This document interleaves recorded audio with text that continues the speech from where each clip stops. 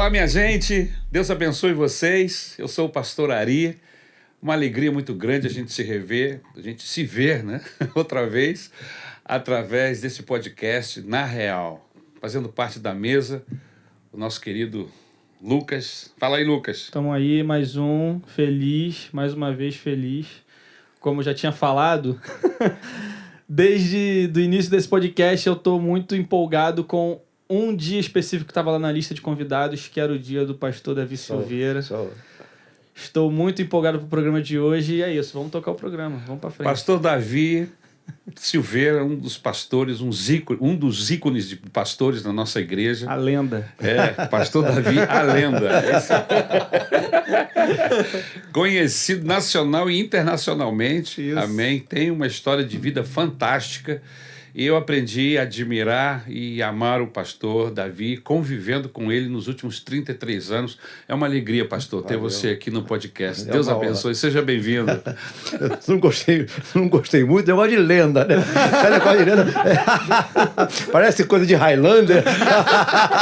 Só morre se cortar a cabeça. É isso aí, pô. Mas tamo junto. Pastor Davi, desde que eu lhe conheço, rapaz, eu ouço coisas fantásticas suas, testemunhos, a maneira como Deus lhe usa de uma maneira muito peculiar. E eu sempre fiquei impressionado por essa forma especial. Mas tu tem um começo, né, pastor? Você nem sempre, todo o tempo, foi do jeito que você é hoje. Hoje você tem uma relação com Deus, uma relação com a igreja madura, diferenciada. Mas como é que isso tudo começou, pastor? Bom, eu fui convidado para assistir uma reunião de crente, né? Um culto de crente evangélico. E isso eu estava com 19 anos. Eu não tinha hábito nem de falar com crente, né? Eu não gostava de nem falar com crente porque vocês pensam que eu sou esquisito hoje, eu era muito mais esquisito. Eu era muito mais esquisito, porque eu tinha um cabelão na cintura, sempre amei, gostei muito do preto. Então, os evangélicos de onde eu morava, um bairro de periferia, né? E aí me pegavam muito no meu pé, então, que eu ia pro inferno, meu cabelo ia pro inferno, etc. Aquele Você era negócio. meio barra pesada. Isso aí. Era meio barra pesada, né? Então, nunca tive esse desejo de ir à igreja ou uma reunião. E eu era meio rebelde nesse sentido, que eu nem dava a mão para a pessoa, quando ela se identificava como evangélica, crente, eu nem falava com a pessoa, entendeu? Algumas vezes, minha mãe sendo evangélica, da Assembleia de Deus, quando alguns crentes entravam na minha casa pela porta da frente, eu saía pela porta dos fundos, já para não falar, para não ter esse contato, né? Então, aí quando eu fui convidado para assistir uma Mas você reunião. então veio de uma família evangélica. Família evangélica. Minha mãe, mesmo antes de se casar, já era uma mulher evangélica, crente, e criou todos os filhos no evangelho. Quantos filhos, pastor? 12 filhos. Caramba. Somos 10 hoje. Somos 9 hoje. 9. 12 filhos. Faleceram? Sim. Faleceram. Hoje somos 9. 10, 11, 3 faleceram. Correto. Mas criados no lar evangélico, entendeu? Sei como é que é. A única pessoa cristã com quem eu falava era minha mãe. Porque... Quero obrigado. Não tinha jeito, não tinha pra onde fugir, né? Ou fala com ela ou não come. Exatamente. Não almoça, não janta. E não tem onde dormir. Mas aí você estava falando, você foi convidado para uma reunião evangélica. Nessa toada, né, eu fui convidado para assistir uma reunião no centro da cidade, Rua Araújo, Porto Alegre, 71, 9º andar. Você sabia que era uma reunião evangélica? Eu desconfiava por quê? Porque essa moça, já sendo lá de Caxias também, já tinha a vida mudada, e eu sabia que ela andava frequentando reuniões de crentes, entendeu? Aí ela me convidou para ir. Convidou. Aí ela ficou 6 meses me convidando. Como é que foi esse encontro entre você e essa moça? Foi simples, porque a minha irmã tinha aulas, estudava numa escola, e o professor de matemática dela, ela começou a namorar o professor de matemática dela. Minha irmã começou a namorar o professor de matemática. Teve uma ocasião que ela me deu um bilhete para que eu ia trabalhar de manhã, que eu fosse levar esse bilhete na casa do namorado dela, professor de matemática dela, da escola. Certo. E quando eu fui levar o bilhete, eu tinha uma motocicleta na época, uma 125 cilindradas, conversei com a 125. Fui levar o bilhete, 2 moças vieram no portão atender, entendeu? Sim. Que era a Regina e a Márcia, 2 meninas. Uma tinha o quê? 20 anos, a outra tinha 17 anos. E aí eu cheguei para minha irmã e falei assim, olha, gostei de ter ido lá. Tem mais bilhetes para levar? Umas meninas bonitinhas, né? Aí foi por aí que começou? Aí começou, ó. Umas meninas bonitinhas. E aí brilhou. Aí eu comecei a querer impressionar, né? Coloquei uma calça jeans nova, uma bota nova, comprei uma luva bacana, tava de motocicleta, né? Aí ela realmente... não sei por que cargas d'água, mandava outros bilhetes. Aí eu fui levando os bilhetes. Aí teve um dia, cara, foi terrível. Teve um dia que ela falou assim, você gosta de música? Eu disse, eu gosto de música pra caramba, eu gosto muito de música. Eu ouço música todos os dias. Você gosta de música? Eu disse, gosto. Quer ouvir uma música? Eu disse, quero. Era um LP. Um LP. Aquele bolachão. Bolachão. O pastor dela estava lançando aquele CD e os membros estavam vendendo o disco. E os membros estavam vendendo o disco para ajudar. Sim. Cara, foi terrível. Aí sentei na sala, ela trouxe um copo d'água e tocou a música lá, o cara cantando. É mesmo? Eu ouvia Led Zeppelin, eu ouvia Santana, eu ouvia tudo que você imaginar de rock. Aí o cara começou a cantar assim, ó. Senhor, vem ficar comigo. Cadê? Eu até arrepio de raiva. Foi terrível. Cara, foi legal, horrível. não foi legal. Não foi legal. Eu disse, o que eu tô fazendo aqui, cara? Aí ela quer com boa intenção, né? Ela fez com boa intenção, mas não caiu legal, não. Se fosse depender da música, você não tinha chegado. Não chegava mesmo.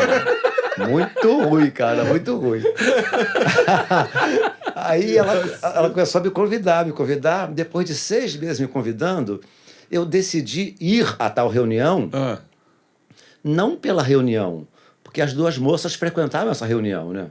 A Regina e a Márcia. Eu falei assim, ó, que cair na rede é peixe, né? Uma das 2 dá para pegar. Eu tinha... Não vou falar a idade não, que pega mal. Era garoto novinho. Era um garotão. Garotão, Mas as 2 deviam ter mais ou menos quase a mesma idade, né? Ela com 20, a Regina com 20, a Márcia devia ter 17, né? A Márcia é mais nova. Márcia é mais nova. Aí fui. Por incrível que pareça, no domingo que eu decidi ir à reunião, a reunião era domingo às 18 horas no centro da cidade, eu morando em Caxias, peguei a motocicleta e fui para lá. Quando eu passei pelo Caju, aí veio o gasômetro. Sim. Antes da rodoviária Novo Rio, vinha o gasômetro ali e passava um trilho de trens. Sim. O trem de carga passava ali. Isso.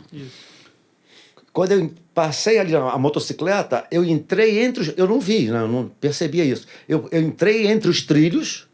Na hora de sair, foi um dos piores tombos que eu levei na minha vida. Caramba. Eu levei um tombo de ralar os 2 lados e entortar o garfo da motocicleta entortou. Ai! Então eu trabalhava no Grajaú nessa época. Eu empurrei a motocicleta da rodoviária até o Grajaú. Cara, é longe. Empurrei. Umas 2h30 a 3 empurrando a motocicleta no muque. Aí eu comecei a questionar, poxa, eu ia a tantos lugares, tantos programas, eu sempre fiz parte de grupos de motocicletas, de motociclistas. A turma era 2T5, a turma da 25. Íamos para tantos lugares. Viajava. De boa. E indo para a igreja, poxa, Deus devia estar me guardando, né? Tá acontecendo, né? Pô, cara, Deus devia estar me guardando. Que Deus é esse que eu tô indo? Suou mal a coisa. Pegou mal para Deus pra caramba. Tem que explicar isso direito. Nos outros lugares que eu ia tanto, não caía indo pra igreja, cara. Caraca, e aí? Eu levei um tombo, mas foi um tombo assim que eu me ralei todo. Eu tava de jaqueta nova, rasgou a jaqueta, calça nova, rasgou a jaqueta. Minhas luvas eram luvas de pelicas, novinha. Eu usava um relógio, um cronômetro, zerinho. Ele ralou assim no asfalto, ó. Já era. Triturou o relógio. Foi um tombo para... Perdeu muito ali. Então eu fiquei bypassado, né? Aí, todo machucado, eu não podia deixar minha mãe saber que aquilo tinha acontecido. Sim. Aí eu comecei a usar roupas de manga, calça... Eles nunca viram. Meus pais nunca viram eu machucado. Até hoje ainda tem umas marcazinhas aqui no meu lado direito. É mesmo? Aí eu fiquei realmente aos avessos com Deus, né? Porque não entrou na minha cabeça aquele negócio. Era para eu ter ido, para eu ter gostado, para ter sido legal. Eu disse, poxa, Deus não me protegeu, não. Mas só que elas não desistiram de convidar. Elas continuam. Olha a importância da insistência, né? A persistência. A persistência do evangélico. Porque nós passamos por crises, né? Sim. E tudo faz parte do processo de Deus na nossa vida, né? É verdade. Mas eu não estava entendendo isso. Elas convidaram. Eu consertei a motocicleta e 3 meses depois, lá estava eu indo mais uma vez. Então, essa primeira vez foi muito legal. Foi muito legal. Que maneiro. Mas aí você... aconteceu isso, ela continuou insistindo e você finalmente foi na BI. Fui na BI. No culto. Entrei na BI, cara. Sabe aquele negócio que você está no lugar errado? Sei. Você se sente assim, o mais sujo de todo mundo, o mais pecador, o mais fedorento. Aí tu vem para aquele auditório, que gente querendo acertar com Deus, querendo falar com Deus. E eu não estava ali para falar com Deus. Eu estava ali para querer dar uns beijos ou numa ou noutra.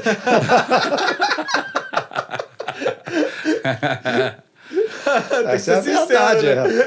Eu queria pegar uma ou outra, não ia lá para falar com Deus. Então eu me sentia assim meio... Eu tinha uma arma na bota, um calibre 22. Eu não queria matar ninguém, assaltar ninguém, mas sabe aquele negócio Maria vai com as outras? Meus colegas usavam, eu usava também. Depois eu conto essa história.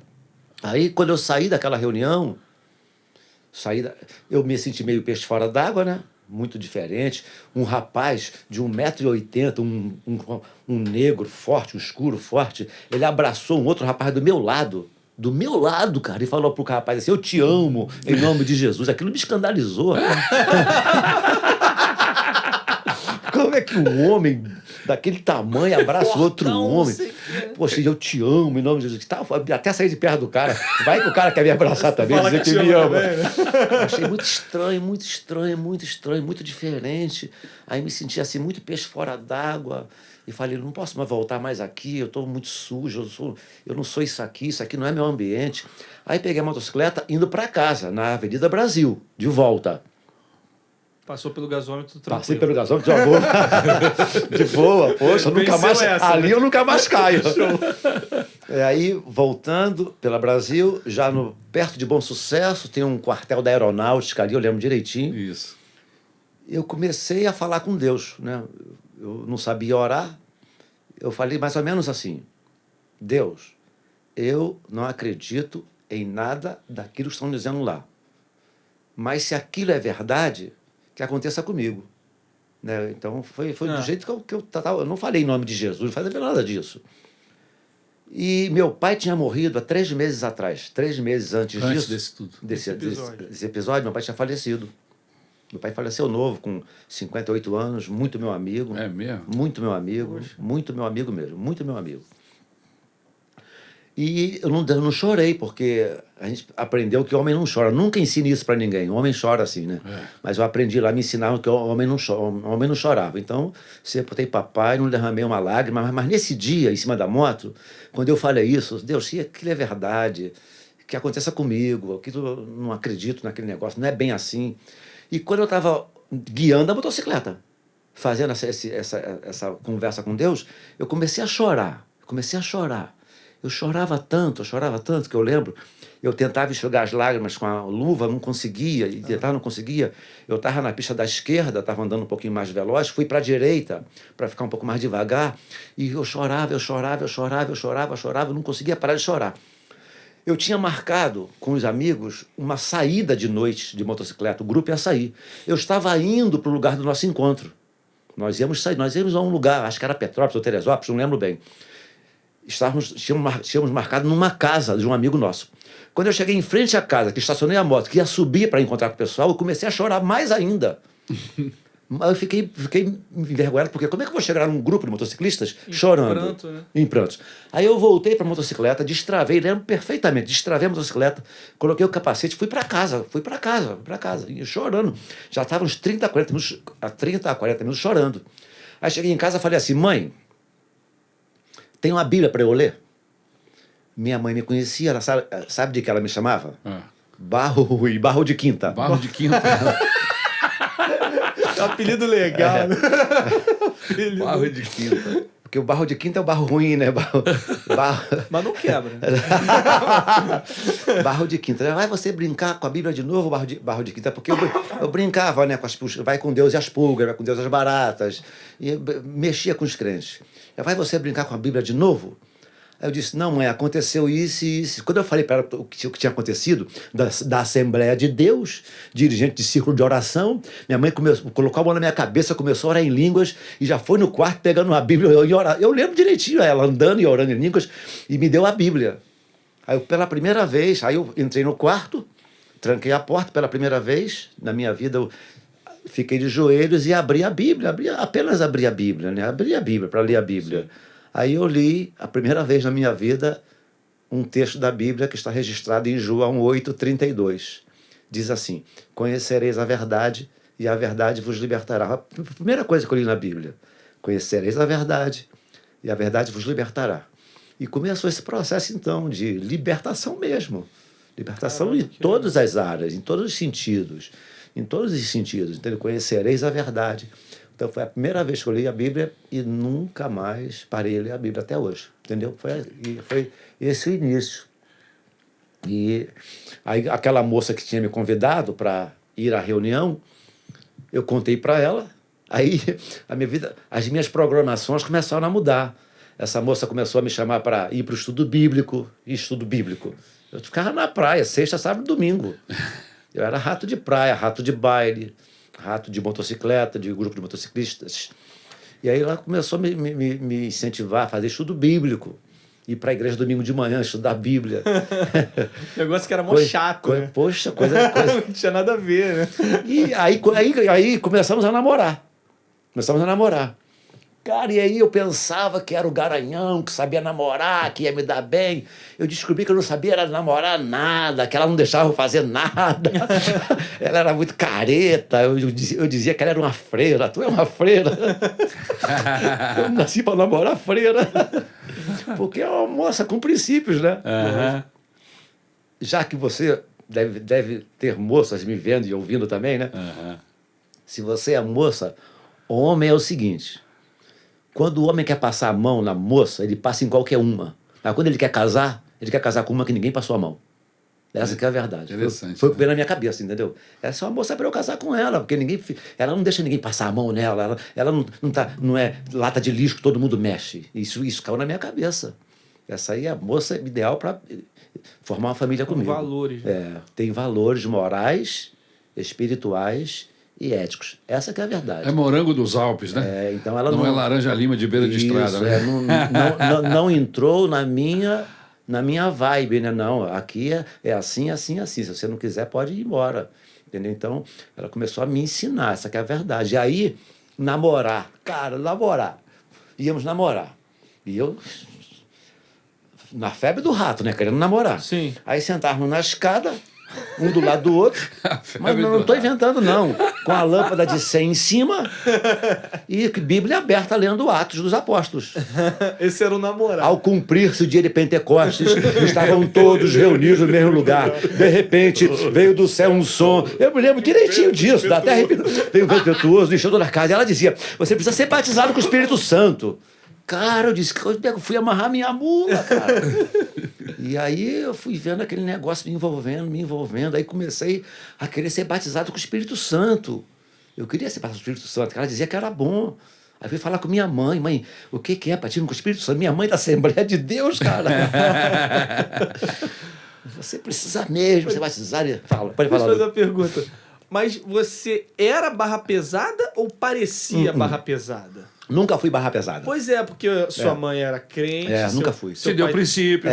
Pra vocês terem uma ideia, Era um estilo. Eu costumo dizer, né? Eu tenho cara de chincheiro, Mas eu nunca pus um cigarro na boca.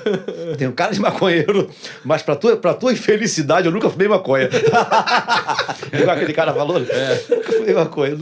Nunca pus um cigarro na boca, eu não sei tragar, não sei fumar, nunca usei cocaína, nunca usei droga nenhuma na minha vida. Você curtia moto? Nunca. Curtia motocicleta, praia, sou apaixonado pelo mar.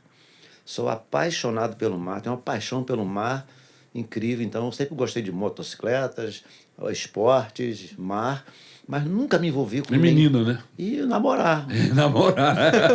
Especificamente de mulheres. No escurinho do cinema, né?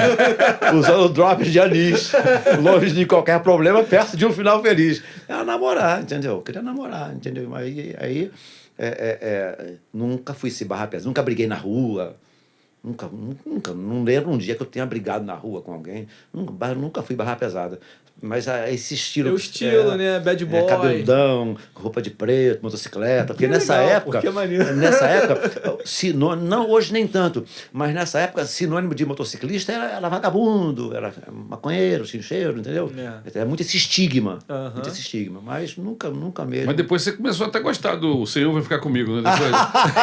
Depois eu passei a vender os discos do Senhor Vai Ficar Comigo. Eu passei a vender os discos do Senhor. Treinava, cantei até na igreja, fiz um solo uma vez. Foi mesmo? Não acredito. Você então, cantou O Senhor Vai Ficar Comigo? Eu cantei Meu nome é Bartimeu? Não.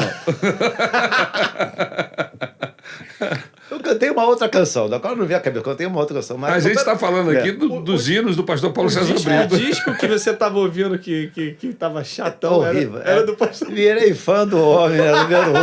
Agora é fã Paulo César de Souza Brito.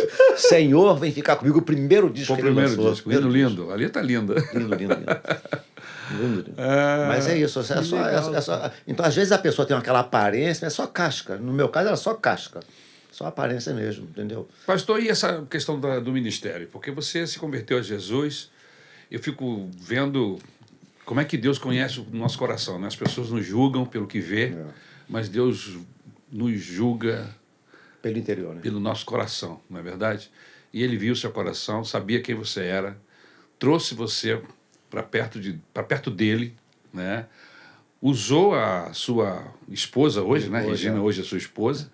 E somos casados há 40 anos. 40 anos. Temos 2 filhos, 2 filhos já casados. Então. E ela tem 3 netos. Usou a Regina para... Grife isso, ela tem 3 netos. Ela tem 3 netos, ele não quer ser avô, não. Grifo meu, ela tem 3 netos. Você não é vovô, não. Que esses netos não lhe ouçam. Que já ouviram, pior que já. Fala. Muito bem. Mas Deus trabalhou no seu coração, trouxe você de uma situação de distante, né, de Deus, sem dúvida. E dos processos de igreja, o seu gosto musical, inclusive, né? E mudou Deus foi transformando esses valores a ponto de você hoje ser um pastor. Você é pastor há 40... Sou pastor há 37 anos. 37 anos. Quase 40 anos de pastorado. Ou seja, você, entre o processo de conversão e o pastorado, demorou o quê? 8 anos? 8 anos, exatamente.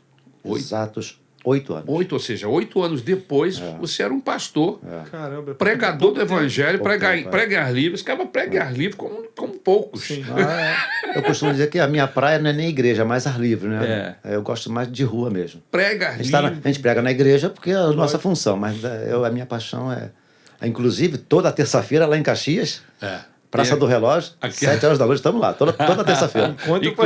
Inclusive, é um dos... Não sei se outras igrejas fazem, mas é um dos únicos ar livres que continua, que persiste, que insiste em continuar existindo. Há quantos anos esse ar livre? Desde que existe a morada em Caxias. Nunca tem o que... Temos quantos anos? Desde 80, não é? Inaugurou em 80? Não, foi em 80 que inaugurou? Em 80. 94 eu casei em 81. Novo, né? Eu casei em 81. E toda a última terça-feira do mês... Um grupo de motociclistas vão para lá com as motos, os capacetes, damos testemunhos, entendeu? Que legal. Muito legal, muito legal. Mas me diz aí, conta pra gente, como é que foi essa chamada do para o ministério? Aí começou o envolvimento tem que se envolver com a igreja, né? Envolvimento com a igreja. Esse negócio de você ficar frequentando a igreja só, né? Envolvimento. Vou carregar caixa, limpar banheiro, varrer igreja, que hoje a igreja tem até funcionários, né? Mas não foi sempre assim não, tá? Sempre assim não. e colocar sisal e soldar. Já soldei muito fio, muito. Eu tenho uma noção de eletrônica, cuidei muito de som de igreja, ar livres, fui me desenvolvendo. Aí o pastor chamou para ser diácono da igreja, professor de escola dominical, e as responsabilidades foram aumentando, né? Você é músico também, né, pastor? Eu não diria. Eu costumo dizer o seguinte: eu era para ser músico, mas fui preguiçoso. Entendi. Eu toco um pouco de piano, mas não toco direito. Eu toco um pouco de violão, mas não toco direito. Toco um pouco de guitarra, mas não toco direito. Eu era para ser músico, mas fui preguiçoso. Entendi. Mas eu era para ter sido músico, mas fui preguiçoso. Quem inspirou? Você tem na sua mente um homem? Porque geralmente a gente, quando está nesse processo de formação, que Deus está nos chamando, você fica inspirado em alguém, né? Tu diz no meu ministério. No ministério. Sem dúvida nenhuma, né? Foi o pastor Paulo Brito, porque as reuniões na ABI eram reuniões, assim, como é que eu diria? Sui generis, ou seja, reuniões diferentes daquelas reuniões convencionais de dentro de igreja. Primeiro que era um médico, ele já saía do hospital, ia para a reunião de branco. Direto, de jaleco. Não tinha muita formalidade de jaleco e falava que era médico, contava as experiências de atendimento de pessoas e não tinha assim uma formalidade de igreja.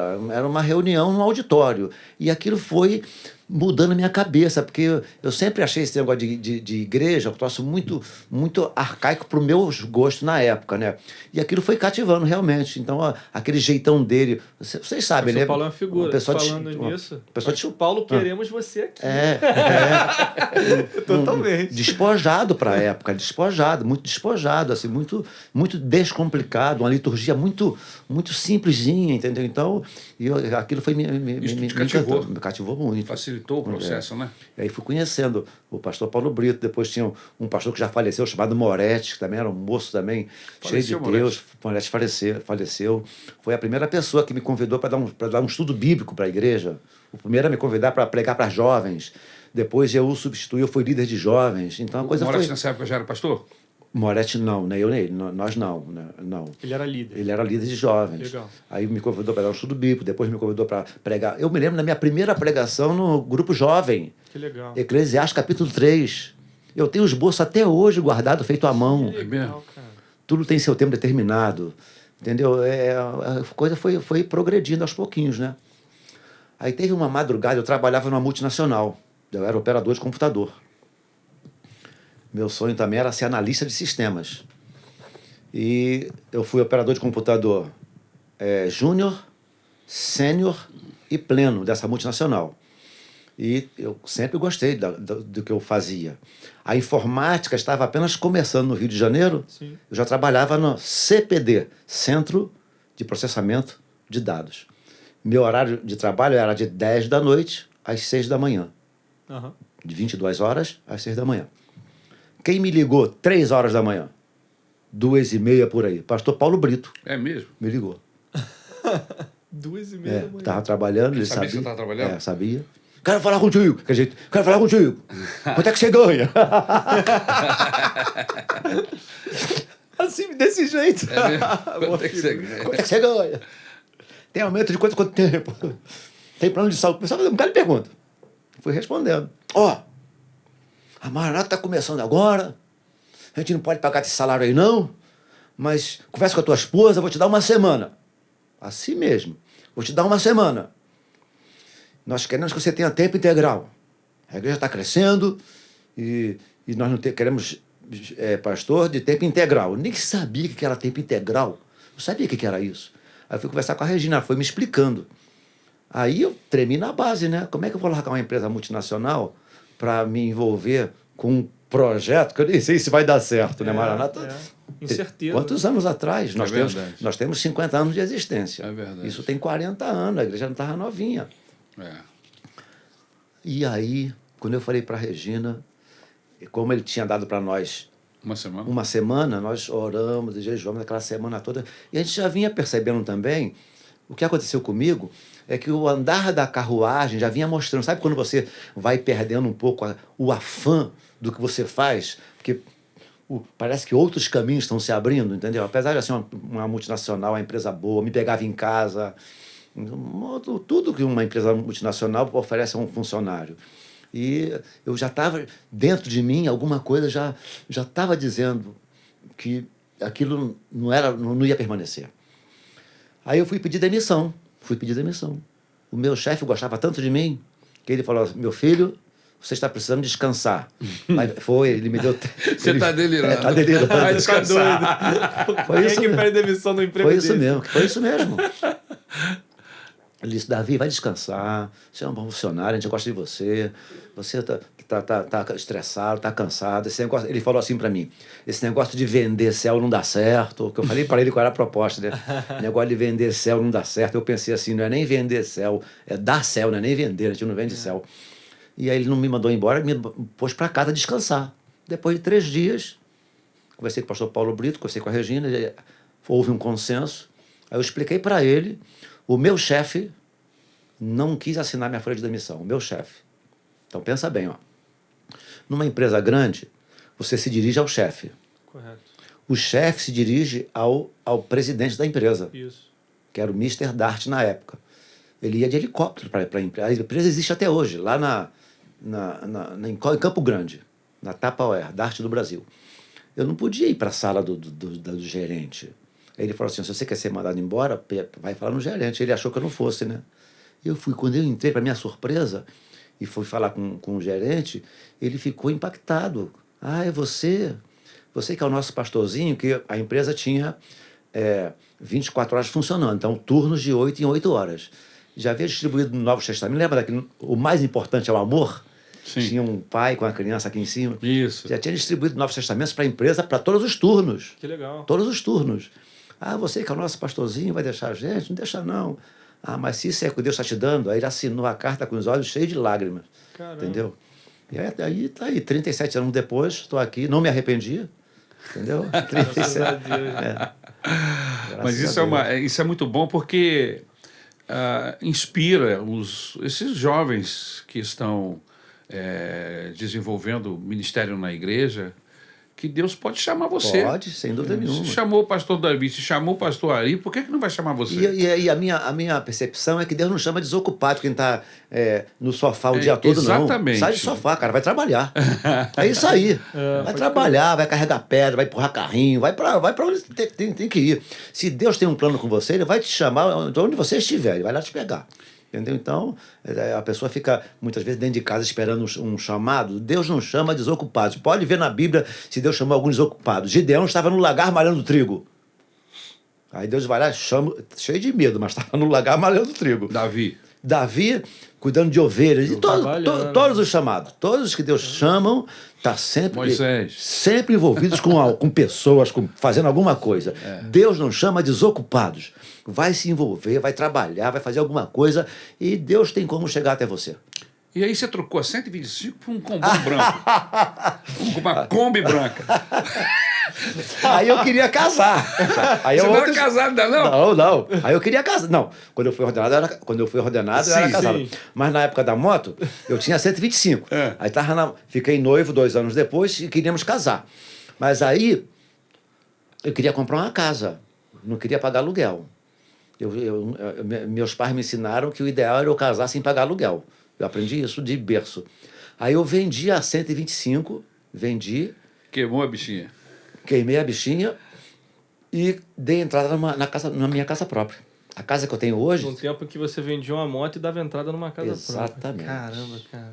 Eu peguei 75 mil cruzeiros. Cruzeiros na moto.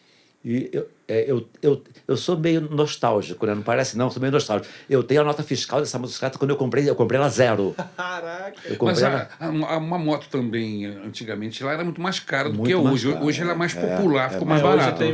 Não se comprar moto em 50 vezes, 12 vezes. Eu comprei à vista. Eu peguei o dinheiro. Botei em cima da mesa. Na Kiko Motos, funcionava aqui na Conde de Bonfim. Lá em cima, perto do Morro do Borel. Peguei o dinheiro, coloquei em cima do balcão o dinheiro. Peguei à vista. Doideira, só doideira. Aí, para eu comprar a casa da entrada, eu vendia essa motocicleta. Para comprar a casa e me casar. E aí, eu sempre tive um grande medo na vida. Sempre um grande medo de cair com alguém na minha garupa. Eu guio moto há uns 40 anos que eu guio motocicleta. Até hoje eu guio motocicletas. Mas sempre tive o pavor de cair com alguém na minha garupa. Nunca aconteceu? Aí, nunca aconteceu, até hoje. Eu nunca caí com alguém, já caí, sozinho. Eu tinha um pavor de cair com a minha esposa, entendeu? Eu tinha pavor. Aí eu vendi para comprar casa e fiz um trato com ela. Mais tarde, quando os filhos estiverem maiores, eu vou voltar a andar de motocicletas. Agora não, porque outro medo que eu tinha era que meus filhos gostassem de motocicleta. Eu nunca coloquei meus filhos em cima de moto. Você tinha medo de influenciá-los? Tinha medo, sempre tive. Eu nunca coloquei meus filhos em cima de motocicleta. Nunca. Porque motocicleta, a pessoa fala assim, moto é perigoso. Carro é perigoso, moto é perigoso. Mas quem está em cima é pior. Quem está em cima é pior. Então eu sempre tive muita coisa. Nunca andei sem capacete, nunca andei sem equipamento, nunca atravessei numa esquina direto, sempre com mesmo com o sinal aberto, dá uma freadinha. Mesmo com o sinal aberto. Lógico. Mesmo com o sinal aberto. Então, não sabe quem é a chamada de direção defensiva. Então, eu sempre tive medo. Aí eu fiz essa proposta de esperar os filhos crescerem e depois eu compraria a motocicleta novamente. Então, quando os filhos cresceram, tiveram 20 e poucos anos, aí eu já comprei uma 300 cilindradas, uma Kawasaki 300 cilindradas zero. Aí comecei a ter o gostinho Retomar novamente. Retomar o gosto. Com os mesmos princípios. E aí fui melhorando depois, né? Aí os filhos casaram, né? Os filhos casam. Eu costumo dizer o seguinte.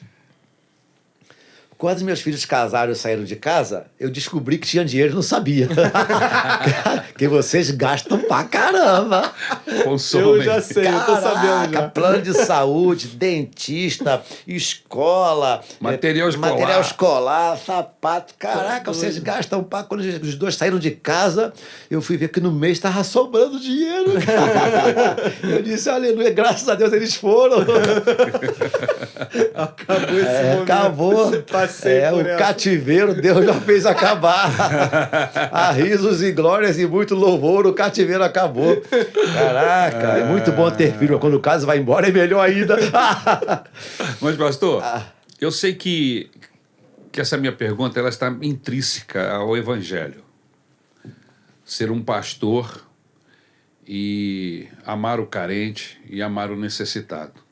Mas eu sei que, de alguma maneira especial, existem algumas pessoas que se identificam, que eu não sei se dão mais lugar para Deus, ou se é Deus que tem um toque especial nessa pessoa, porque não é todo mundo. Eu conheço centenas, você também, de pastores que estão envolvidos, são homens de Deus, ajudam carente, necessitado, mas existem outros que se envolvem com a coisa, que passam a militar.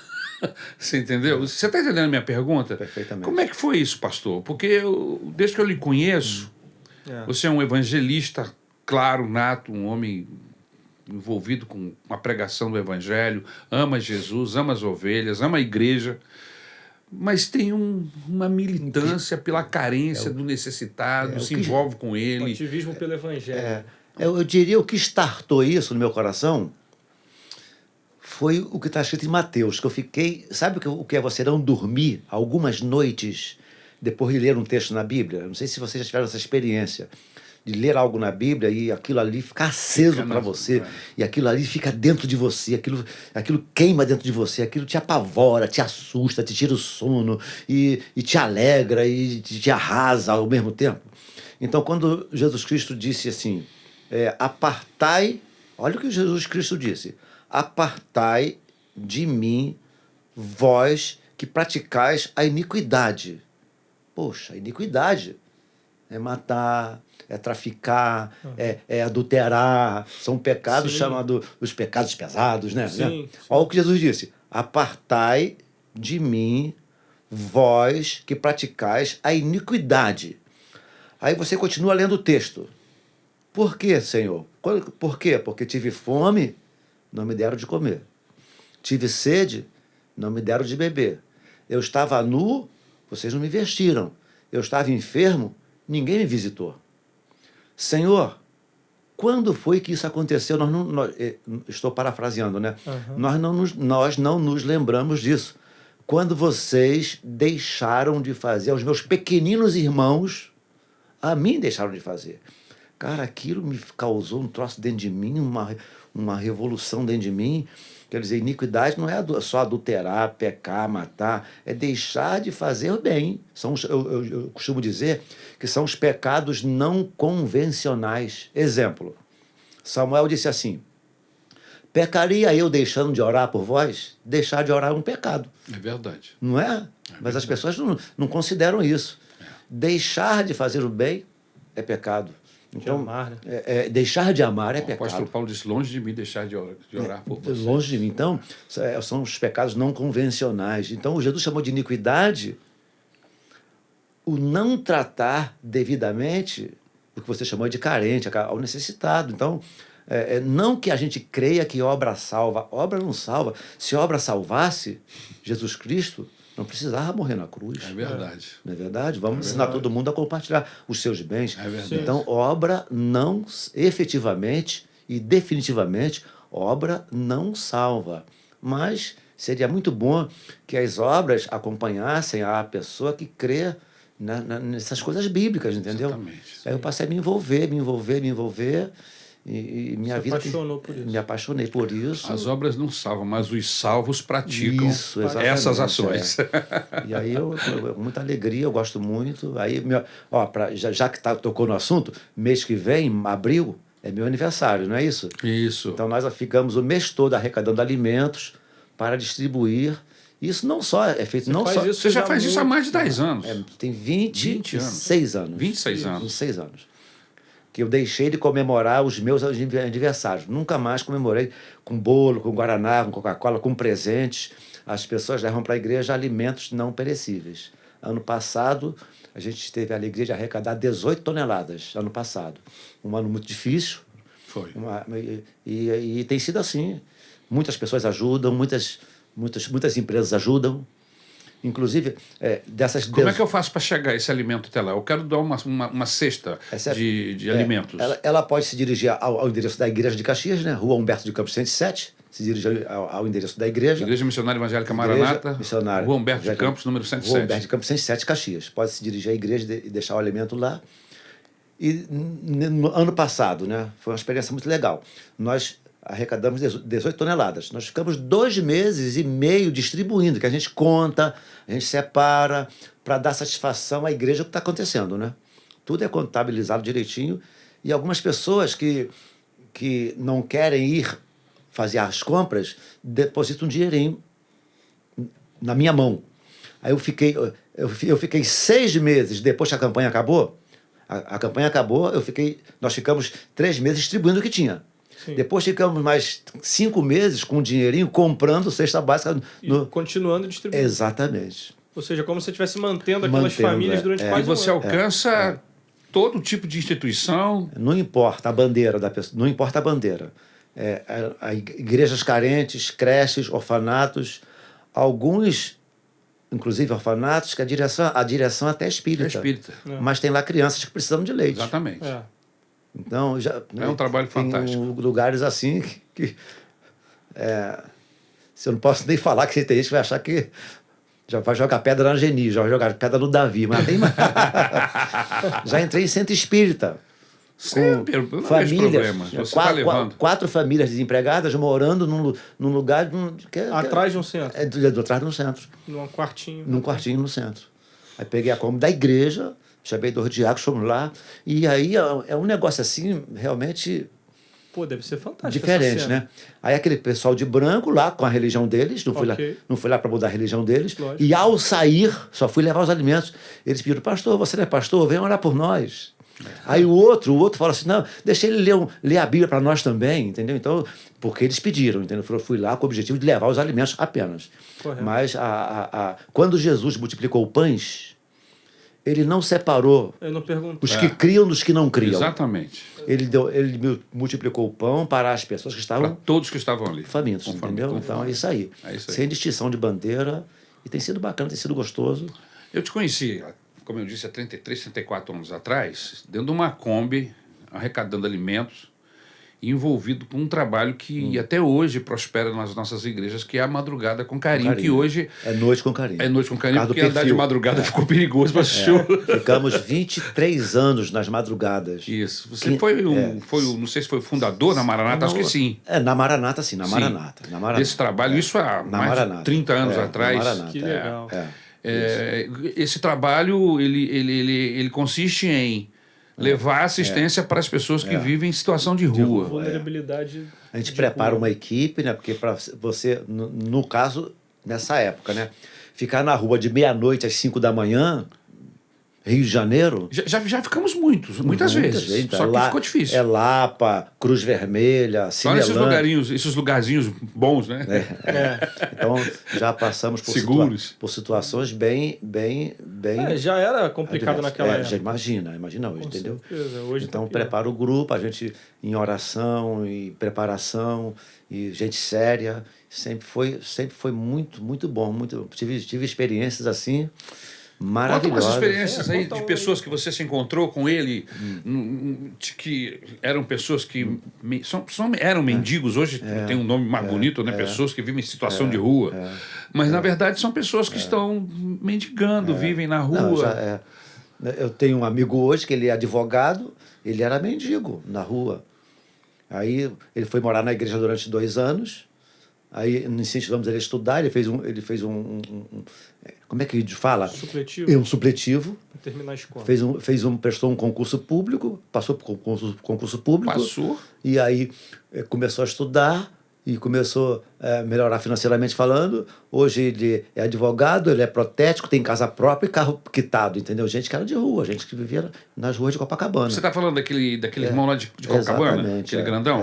Então, era uma dessas pessoas que vivia na rua. Então, vários casos. Eu estava subindo a escadaria da Lapa. A escadaria da Lapa, depois de meia-noite, pensa num mundo surreal. A Lapa surreal, depois de meia-noite.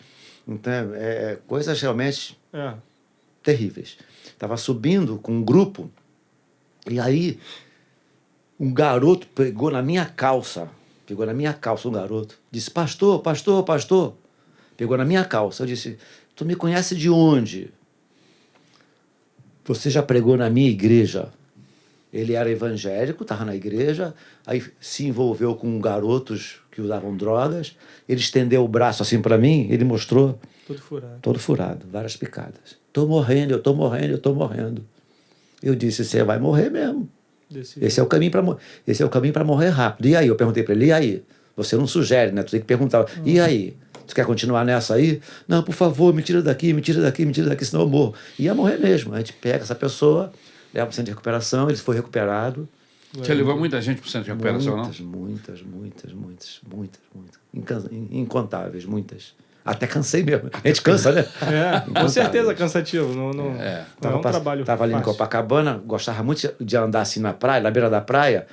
Eu gosto de praia, né? Gosto de mar. 2 horas, 3 horas da manhã, de madrugada. Estava assim andando, isso no evangelismo.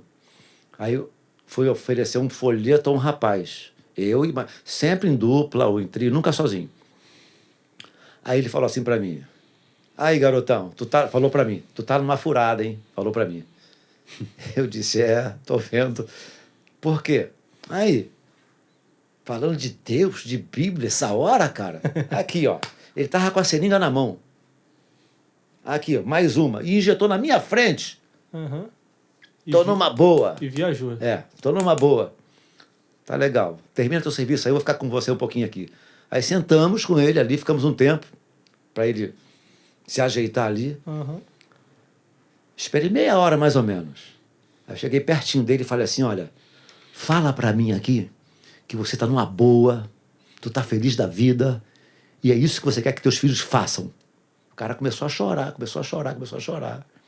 Aí começou a contar que ninguém injeta ácido na veia porque tá feliz, porque tá alegre com a família, porque tá satisfeito com o mundo. O cara tá sempre... Aquilo ali é vingança. Contra ele mesmo. Exato. Contra ele mesmo. Uma atitude de vingança. Tá tudo dando errado. Isso. Isso. Diz que você está super feliz e quer que seus filhos façam a mesma coisa. Aí ele começou a chorar, me agarrou aqui na cintura, ficou agarrado, deitado no chão mesmo, agarrado aqui, chorou por umas 2 horas. Aí eu falei assim, ó, eu não vou te levar agora não, nem hoje não, para lugar nenhum. Se você quiser, daqui a 2 dias eu vou estar aqui nesse mesmo horário. Você esteja aqui limpo. Se você estiver limpo que eu digo é Sim. sem o ácido, né? A gente vai te levar para um lugar, tu vai gostar. E ele, 2 dias depois... Ele estava lá. Ele estava lá. Que legal. Com a matolinha dele. Na época o que? Era Desafio Jovem, não?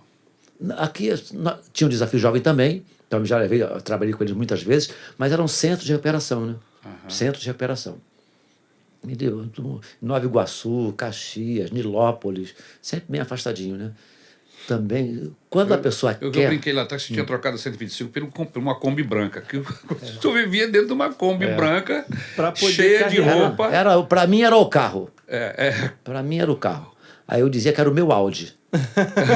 Era Kombi, aí coloquei, cheio de alimentos e cheio de comida. Cheio de alimentos, só andava cheio de alimentos, cheio de troço dentro. A sua pelo menos não tinha um ar-condicionado? Nada. Tinha Kombi som. com ar-condicionado? Tinha som. Tinha um som Um maneiro. som bacana. Kombi com ar-condicionado jamais. Quem projetou aquilo ali, projetou pro sofrimento, entendeu?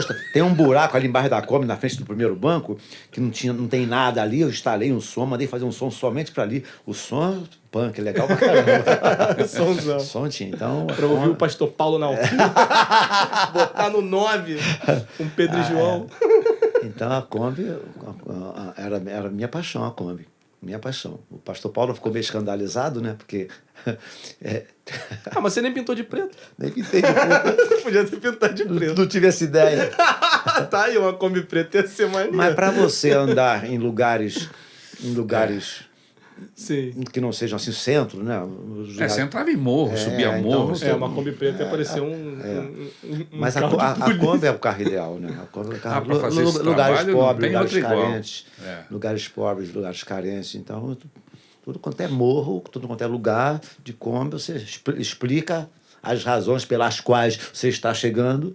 Sempre. Mas nessa sua trajetória de usado por Deus para abençoar muita gente, você chegou até no lixão, né, mano?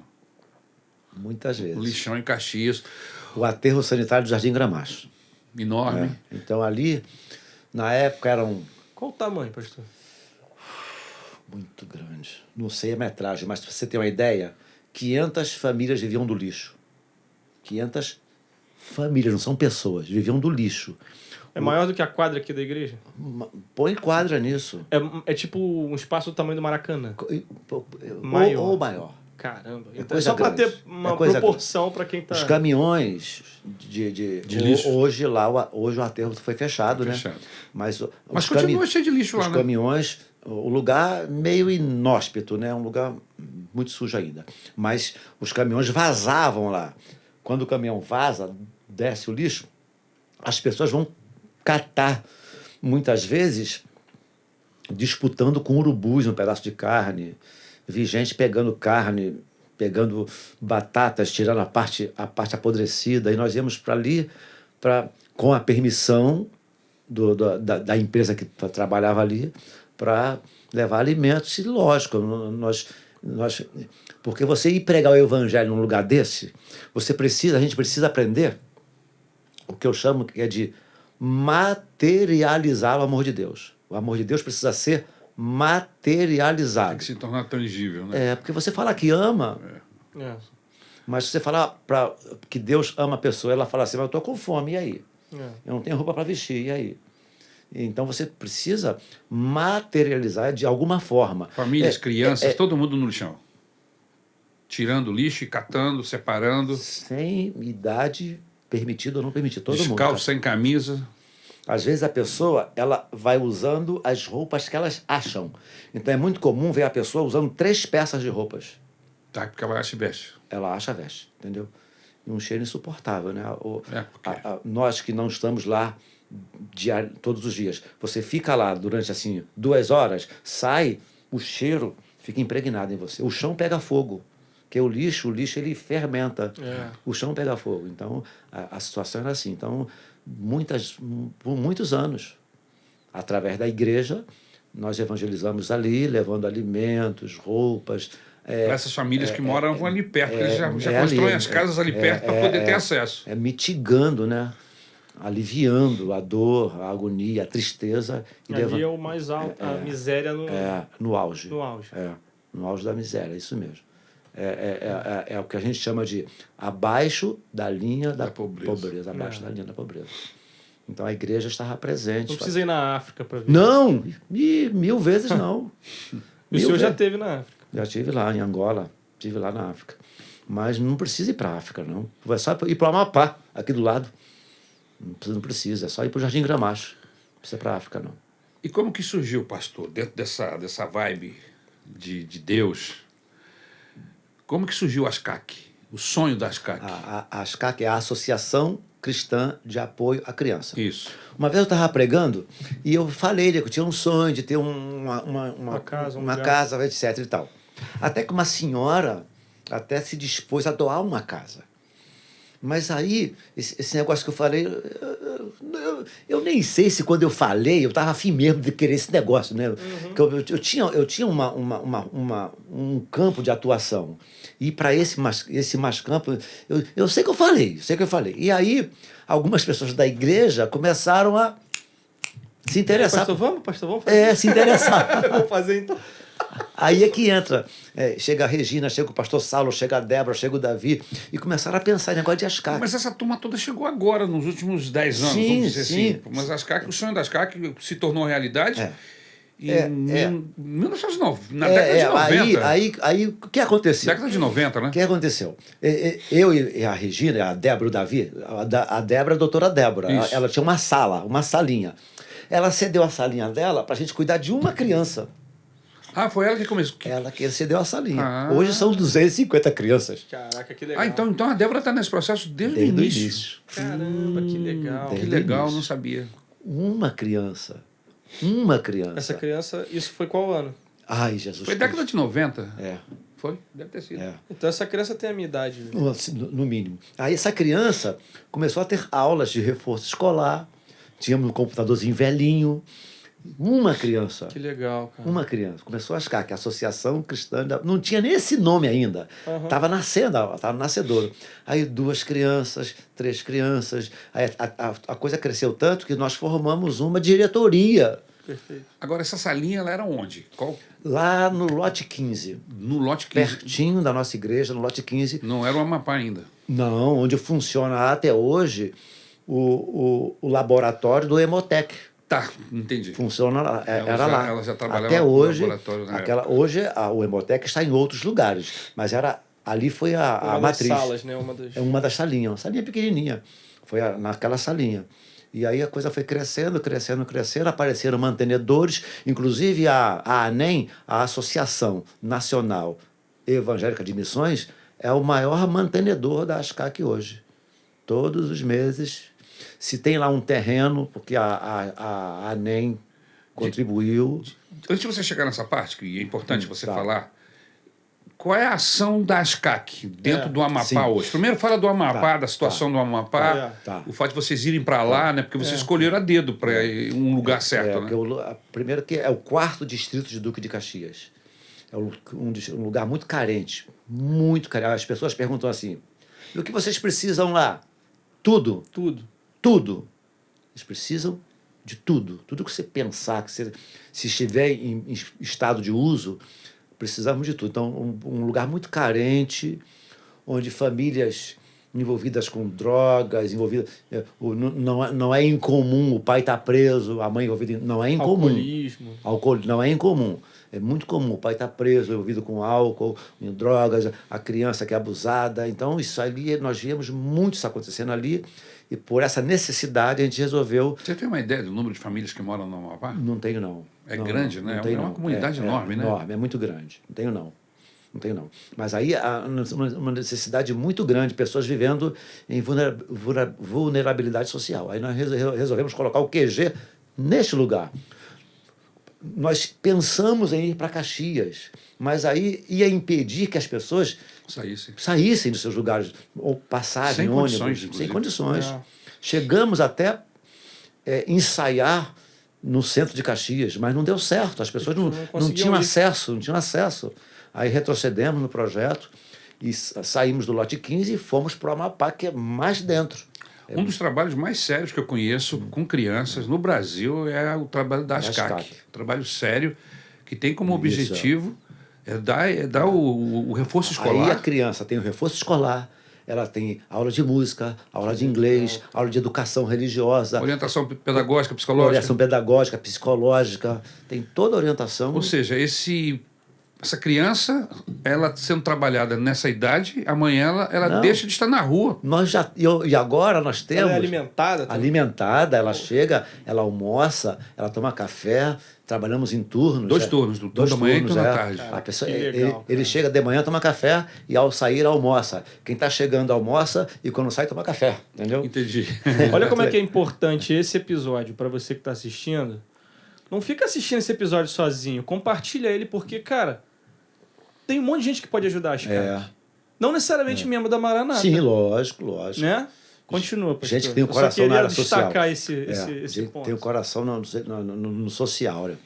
E pelo fato de termos muitas crianças ali, muitas famílias realmente necessitadas, o QG foi colocado ali. E a gente desculpe cortar, pastor, mas a gente que pastoreou a igreja durante vários anos em Caxias e conhece aquele centro de Caxias, a quantidade de crianças, pequenos infratores, que circulavam ali naquela região central, sempre foi muita criança. Sim. E um dos objetivos da ASCAC é impedir, porque se você começa a dar formação a essas crianças, dar orientação, essas crianças se convertem a Jesus.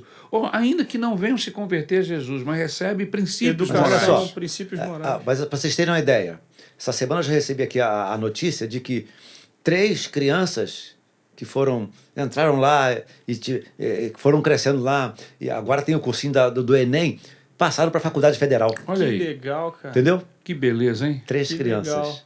3 estão lá já há alguns já estão anos. lá há alguns anos, cresceram, estudaram. Hoje também tem o cursinho lá para acesso à faculdade. 3 delas, Faculdade Federal. 2 delas passaram em primeiro lugar. Caraca! Que benção. 2 delas. Fenomenal isso. Passaram em primeiro lugar. Faculdade Federal. Fenomenal. Então é um trabalho. Não, um trabalho seríssimo. Você falou que a Débora foi aqui a pessoa que abriu o primeiro espaço físico para que uma criança fosse abençoada, vamos dizer assim.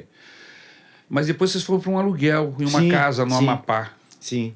Como é que vocês escolheram o Amapá? Porque a região de Caxias tem regiões... Várias regiões. A doutora Débora... Hoje é a doutora Débora, mas nem sempre foi a doutora Débora, né? Aí, Débora, segura tua onda aí. Vou contar tudo agora.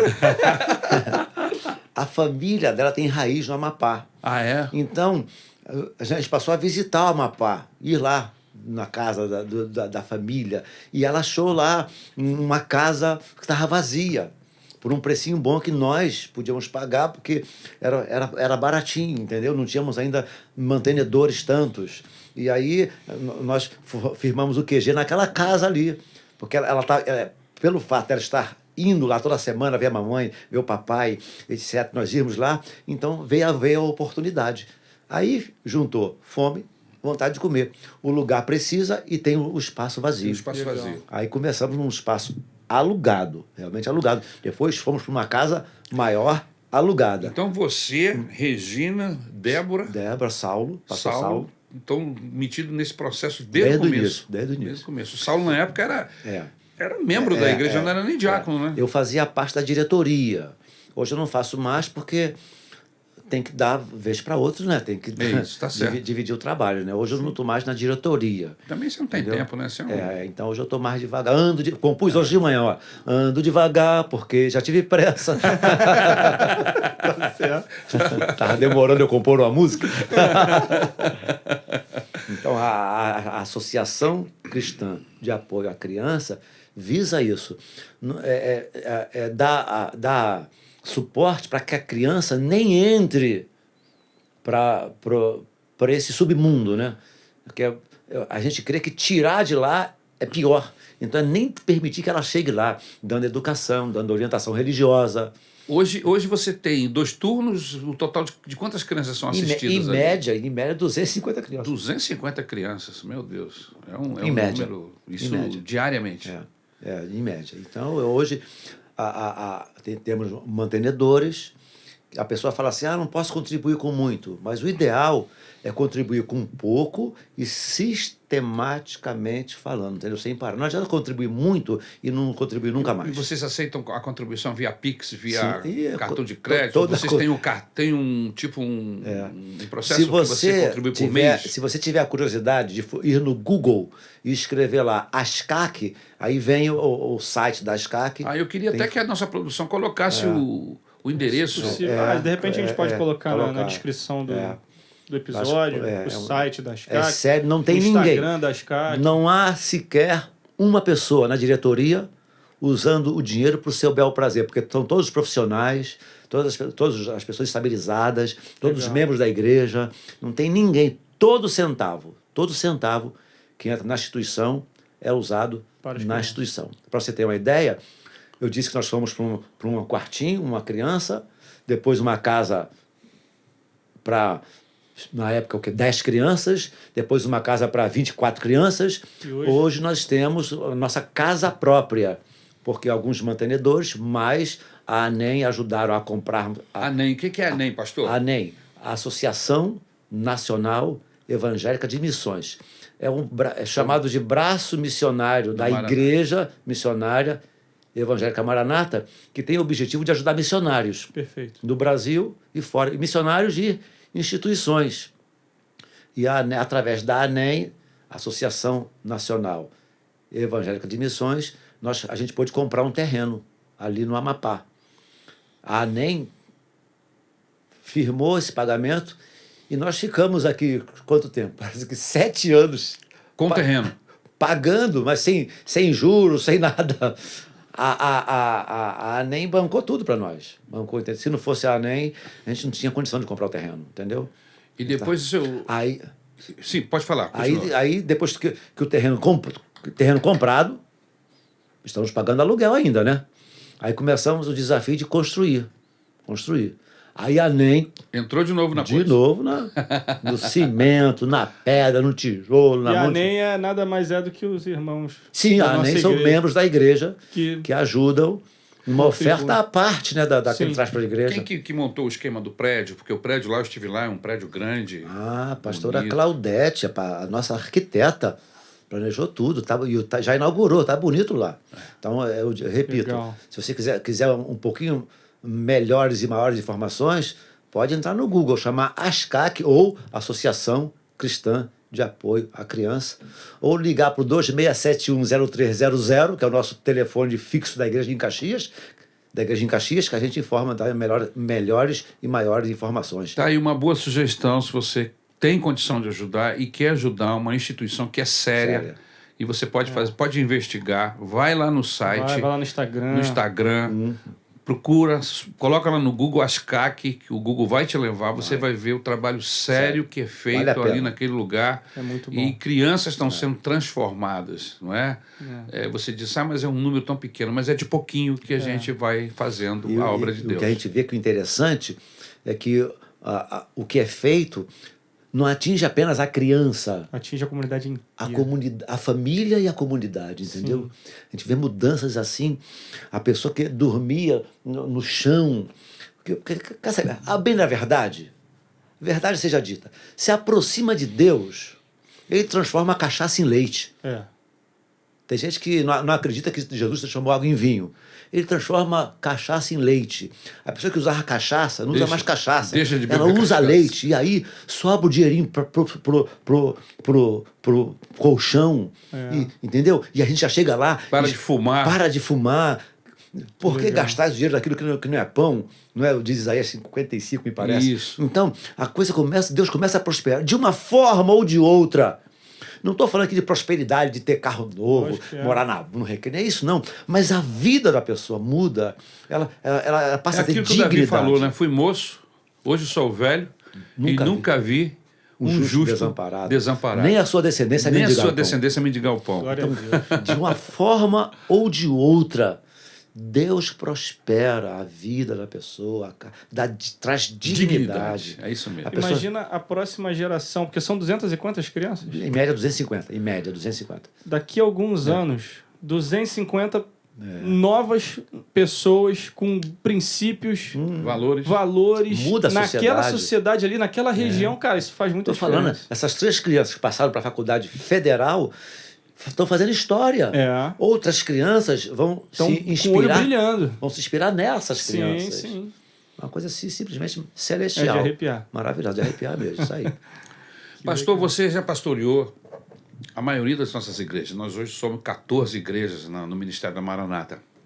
Eu acredito que não tem outro pastor que tenha pastoreado mais igrejas na Maranata. Você conhece todas as igrejas, todos os lugares, a maioria dos pastores, todos eles conhecem e aprenderam a pastorear com você, porque você é o pastor mais antigo, depois do pastor Paulo Brito. Não fala assim. Mas é verdade. Já vem o Highlander de novo. Mas é por isso que é o Davi a lenda, né? É a lenda. A maioria dos pastores aprenderam com você e com o pastor Paulo Brito a pastorear a igreja. E aí vem a pergunta. Quantos anos você tem? Isso não é de Deus. De todas as igrejas que você pastoreou, como é que foi pastorear uma igreja que tinha pegado fogo? Caramba, rapaz. Rapaz, explica pra gente esse negócio houve um problema lá. Eu ia casar naquele ano, lá no Meia. A nossa igreja do Meia, Rua Adriano, número 115. 115. A igreja pegou fogo, houve um curto lá no prédio. Foi numa segunda-feira à tarde, não é isso? Isso, foi. Pegou fogo, o teto da igreja caiu, veio abaixo. Perda total. Graças a Deus foi numa segunda-feira, não tinha ninguém. Segunda-feira, igreja vazia. Igreja vazia, ninguém ficou ferido, ninguém se feriu. Devia ter 3, 4 funcionários na igreja que estavam em outro lugar. Exatamente, então, prejuízo apenas físico, material. Mas foi dramático, dramático. O que você quer saber? Não, porque você lidar com os membros da igreja, né? Porque foi uma comoção, né? É difícil, porque vai reunir aonde agora? A igreja é capacidade de o quê? 600 pessoas? Mais ou menos. 600 pessoas. Você vai agora para um salão de festa para 150 pessoas, não foi? Aquele salão de festas? Foi. Apertadinho. Não, aquele salão de festa ele entrava 400 pessoas ali, rapaz. 400? 400 cadeiras. Então, fica tudo apertadinho. Apertadinho, né? Então fica difícil, né? Mas aí o seguro, graças a Deus, a igreja estava com tudo em dia. O seguro em dia. Demorou um pouquinho, o seguro sempre demora um pouquinho, né? Sim. O seguro pagou. E a bem da verdade é que a reforma ficou melhor, né? Temos até elevador para levar a pessoa com necessidades especiais da garagem. Do térreo para o templo. E é uma igreja pujante hoje, né? Uma igreja pujante, Graças a Deus. Quer que eu fale o quê? Alguma coisa sobre isso? Não, né? Não, foi só curiosidade, porque o incêndio teve uma proporção... E nessa época, agora não posso deixar de falar. Pode falar. O padre nos ofereceu o salão de festa da igreja dele. O padre Antônio. Da mesma rua. Isso, eu soube disso. Ele ofereceu para nós o salão de festas da igreja dele. Ele ficou tocado, né, com o incêndio. Ficou sensibilizado. Então, foi notícia. Foi notícia. Saiu então, no RJTV. Ele chamou a gente para conversar e ofereceu o salão.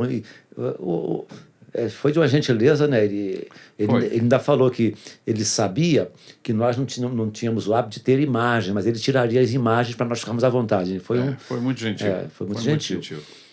Foi sensível. Foi sensível, porque infelizmente, às vezes tem igrejas cristãs torcendo para outra cristã também se dá mal. Não dá certo. Não dá certo, entendeu? A gente vê uma pessoa que tem uma visão teológica diferente da nossa, sim, mas nem por isso deixou de prestar um socorro, um auxílio, não é isso? Não pensou assim, que bom, agora eu vou ser o soberano aqui, entendeu? Tentou ajudar. Aí nós nos tornamos amigos.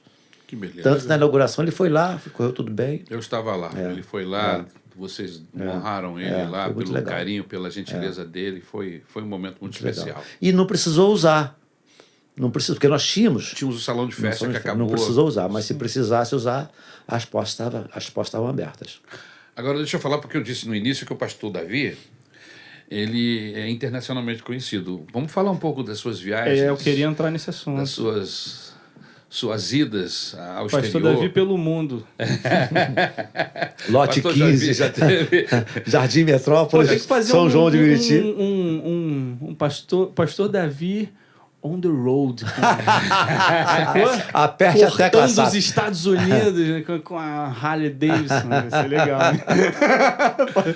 Não, mas você já teve em Angola, você foi ao Oriente Médio? Vietnã. Não era o Oriente Médio. Vietnã e... Você foi a Bangkok lá? Naquela... Fui, Bangkok. Isso. Esteve também em Israel já, Israel, pelo menos uma ou duas vezes. Então, um homem viajado, internacional.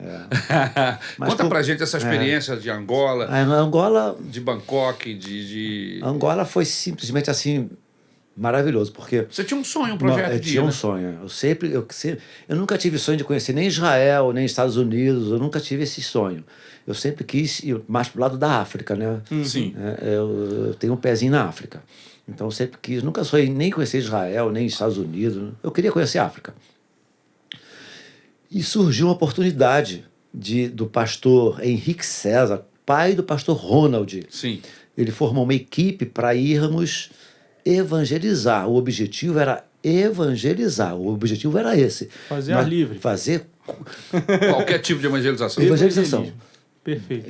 Ficar na rua de 9 da manhã às 6 da tarde. O objetivo era esse.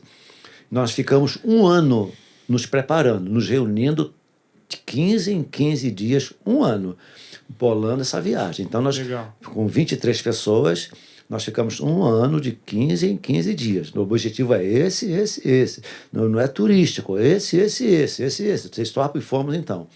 Aí levamos milhares de bíblias, milhares de camisas do Brasil, tinha médico, tinha enfermeiro, tinha dentista. Que legal. Uma equipe fabulosa. Tinha preparador físico, gente para trabalhar com criança no futebol. Que legal, cara. Um negócio assim. Foi uma equipe grande, então. Equipe grande. Por quê? Umas 20? 23 pessoas, 23 Caramba, missionários. Que legal. Com Cada médicos, um com uma profissão. cada um com a profissão. Uma delegação. Uma delegação. Então, Que legal.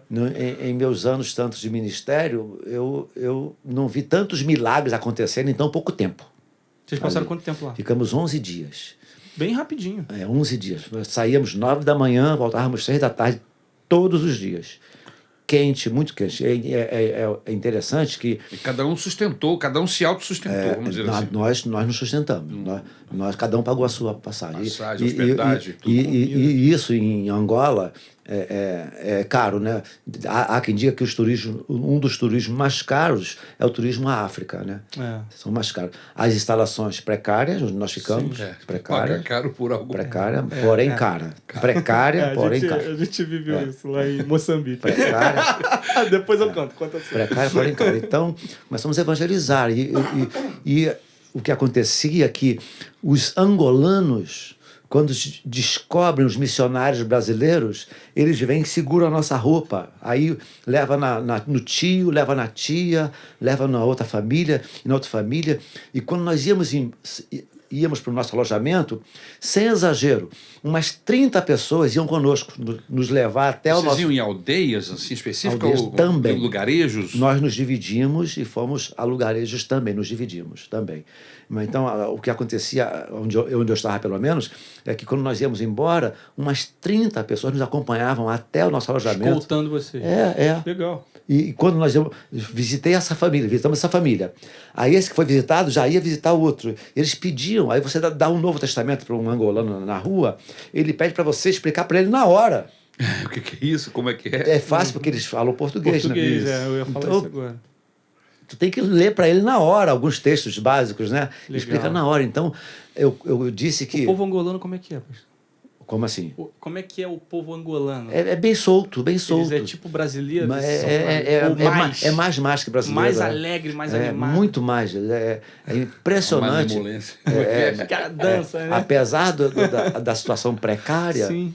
né? Você vê o culto lá, por exemplo, o culto começava às 7 horas da noite. Às 5h30 já tinha gente lá tocando tambor deles lá. Caramba. Entendeu? Impressionante. 1h30 antes do culto já tinha. E com uma alegria impressionante. Que legal. E aí os milagres começaram a acontecer.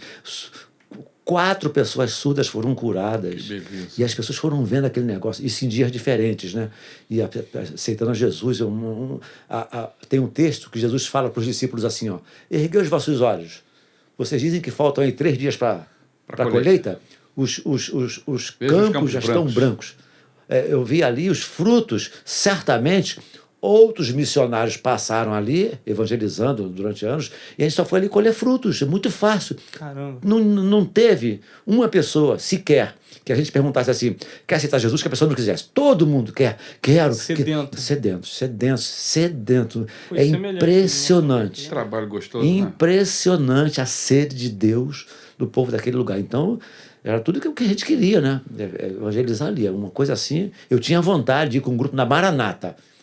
Eu também tinha um sonho assim. Pegar algum... Aí tá aí, ó, podia juntar. Nós fomos em igrejas diferentes, né? Sei. Um queria expulsar demônio e o outro achava que não. Pronto, falei. É porque tinha gente batista, assembleano, maranata. Exatamente. É muito gozado. É uma mistura de igrejas. Mas no final das contas, no cômputo geral, deu tudo certo. Mas você disse que foi a gente foi a Moçambique. Foi mais ou menos naquela época. Foi qual ano? Mas vocês pegaram a situação pior, que vocês foram depois da tsunami, o terremoto? Não, Moçambique... Não, meus pais foram ao Haiti. Tá. Um ano depois do terremoto. Vocês foram... Aí depois é que veio Moçambique. Essa história é pesada. Quer dizer, uma situação muito pior, né? Uma situação muito pior. Terremoto. Tinha um ano depois do terremoto. Parecia que o terremoto tinha acontecido o terremoto tinha sido ontem.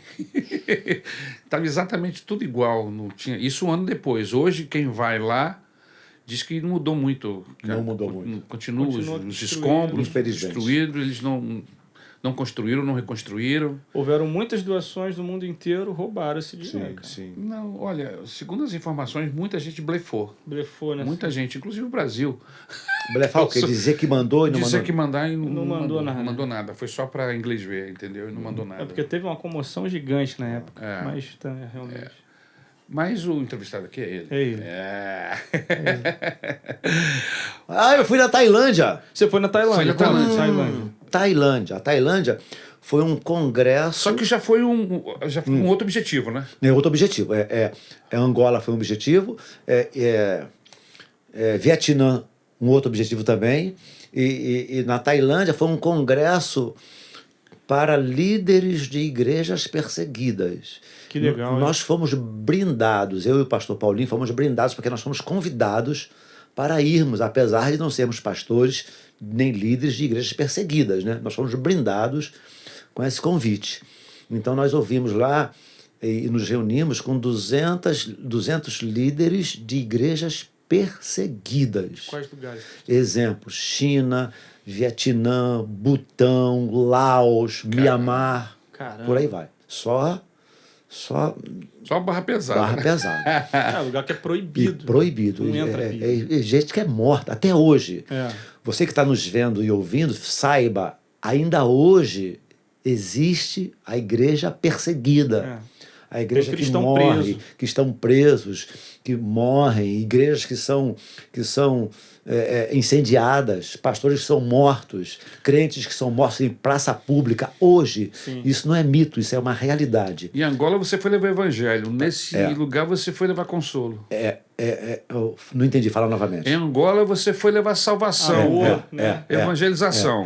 Isso. Em Tailândia, você foi levar consolo. E Vietnã, né? Vietnã, nós visitamos uma igreja perseguida lá no Vietnã, que não tem hora para o culto começar, não entra pela porta da frente. Para vocês terem uma ideia...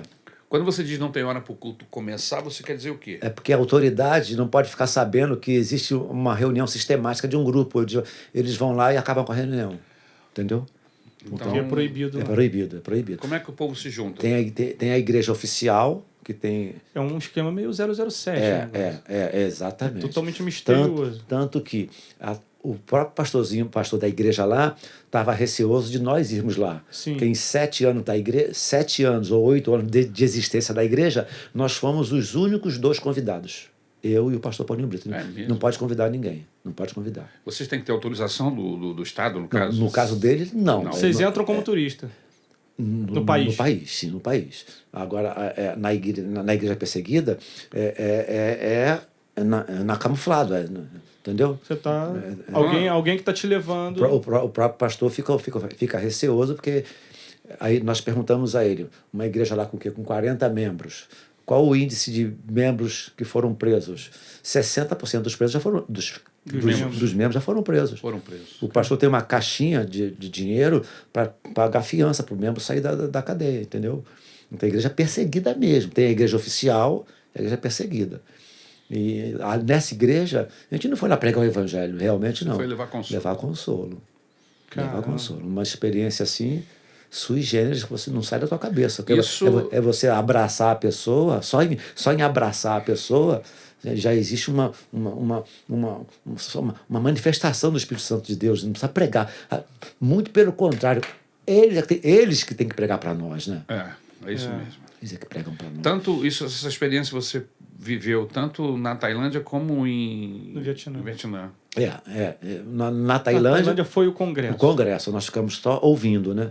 E já no Vietnã, não, nós falamos para esse grupo. Foi na prática. Na prática, exatamente, na prática. Tanto que eu sou mais queimadinho, né? Uhum. Você é mais clarinho. Você é ficar atrás do carro, porque você chama atenção. Uhum. Foi o que aconteceu com o pastor Paulinho. Ir no banco de trás, porque se a polícia vê... Paulinho branco do olho azul. Eu de longe, eu sou um vietnamita. Entendeu? É verdade. Dentro do carro, eles não... Você é local, você se mistura. Exatamente. Então eu fiquei de boi de piranha.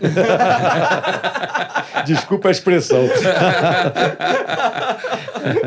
Entendi. Mas é uma experiência fantástica, né, pastor? Inclusive, a SCAC recebeu uma doação dessa igreja. Que legal. Eles mandaram. Foi a primeira oferta deles para uma instituição de crianças carentes. Caramba, que Eles bonito. fizeram uma oferta, o dinheiro do Vietnã, um dinheiro muito de baixo valor. Baixo valor. Né? Aí deu um pouquinho, o pastor fez a segunda oferta. Caraca, que legal. Com o dinheiro deles. Aí nós pegamos aquele dinheiro, trouxemos, né, o dinheiro, transformamos em dólar, transformamos em real e demos a oferta para a SCAC. E esse dinheiro, o numerário, o papel, a gente fez um quadro para colocar na SCAC como lembrança da doação da igreja perseguida. A oferta da viúva pobre. Exatamente, mas foi emocionante. Eu acredito que tenha sido. Muito emocionante. Muito emocionante. E a forma em que eles louvam a Deus, sabe? Eles não estão ali para ganhar um carro, ganhar uma casa, não estão ali para receber uma bênção, não. É porque somente entenderam a cruz, entenderam a salvação. Eles são salvos em Jesus Cristo. Não importa o que aconteça. Não importa o que aconteça. Eu fico pensando nessa turma que eu não tenho nada contra a questão da pregação da prosperidade, porque eu creio num evangelho que prospera. Sim. Mas eu gostaria de ver algumas pessoas com esse evangelho, que prega esse evangelho fácil de prosperidade. Vai pregar isso lá na Tailândia. Não pode convidar o irmão dentro de casa, não pode convidar a mãe, não pode convidar o colega de trabalho, não pode convidar ninguém, é proibido.